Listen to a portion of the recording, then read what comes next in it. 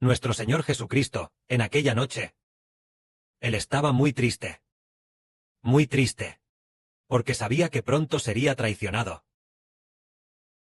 Y también porque los discípulos a quienes siempre enseñó, de entre ellos, un discípulo lo iba a traicionar. Entonces, se entristeció profundamente, y dijo así: de cierto os digo, que uno de vosotros me va a traicionar. En ese momento, los discípulos se miraron unos a otros, sin saber quién iba a traicionar al Señor. Por eso, se entristecieron mucho, y comenzaron a preguntarle uno por uno: Señor, ¿soy yo? El Señor Jesús respondió: a la verdad el Hijo del Hombre se va, según la voluntad predestinada de mi Padre, tal como en las Escrituras está escrito de él. Pero ay de aquel hombre por quien el Hijo del Hombre es traicionado. Para ese hombre, mejor le fuera no haber nacido en este mundo. El Señor Jesús dijo: alguien va a traicionar al Señor, pero aquel que traiciona al Señor, ay de él, mejor le fuera no haber nacido en el mundo. Este hombre era Judas Iscariote. Sabemos que, antes de que el Señor Jesús fuera muerto, Judas, por haber traicionado al Señor, se ahorcó y se quitó la vida. El apóstol Pedro dijo que, después de que Judas se ahorcara, su cuerpo se reventó, y todas sus entrañas se salieron, sus entrañas se derramaron. En la Biblia se dice que Judas está bajo maldición, que no obtendrá la vida eterna en el futuro, sino que será arrojado al lago de fuego y azufre. Por eso el Señor dijo: ay de aquel que traiciona al Hijo del Hombre. Para ese hombre, mejor le fuera no haber nacido en el mundo. En los Salmos hay versículos. Hay un versículo en los Salmos que dice así: aun mi amigo íntimo, en quien yo confiaba, el que de mi pan comía, levantó contra mí su calcañar. Esto se refiere a Judas Iscariote. En el futuro, cuando llegara el momento oportuno, él abandonaría al Señor. Resulta que abandonar al Señor fue por predestinación de Dios. Dios predestinó que uno de los discípulos del Señor abandonara a Cristo el Señor. Esto fue ordenado por Dios.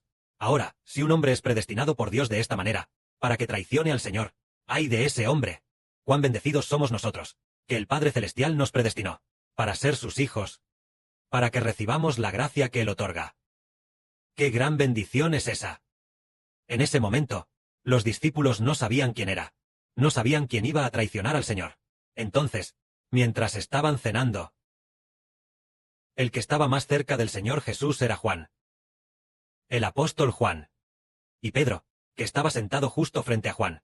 Pedro le dijo a Juan: pregúntale al Señor. ¿Quién es? ¿Quién es el que va a traicionar al Señor? Entonces Juan, recostándose sobre el pecho del Señor, dijo: Señor, ¿quién es el que te va a traicionar? El Señor dijo: aquel a quien yo le dé el pan mojado. Ese es. Y mojando el pan, se lo dio a Judas Iscariote. En cuanto Judas Iscariote lo tomó, Satanás entró en su corazón. El Señor le dijo a Judas: lo que vas a hacer, hazlo pronto. Entonces Judas salió enseguida. En aquel momento, ya era muy noche. Cuando Judas salió, el Señor dijo: ahora es el momento en que el Hijo del Hombre es glorificado. Así dijo el Señor: ahora el Hijo del Hombre ha sido glorificado. Y Dios ha sido glorificado en el Hijo del Hombre. Si Dios ha sido glorificado en el Hijo del Hombre, también lo glorificará en sí mismo. Y lo glorificará enseguida. ¿Por qué dijo el Señor: ahora el Hijo del Hombre ha sido glorificado? Claramente era Judas Iscariote, quien pronto traería gente para arrestar al Señor. Resulta que es por esta razón. El Señor Jesucristo ya se había propuesto dar su vida. Porque al dar su vida, redimiría a miles y millones de hijos. Así cumpliría su misión como Redentor. Entendemos que el nombre de Jehová, nuestro Padre Celestial, Jehová significa: yo soy vuestro Redentor.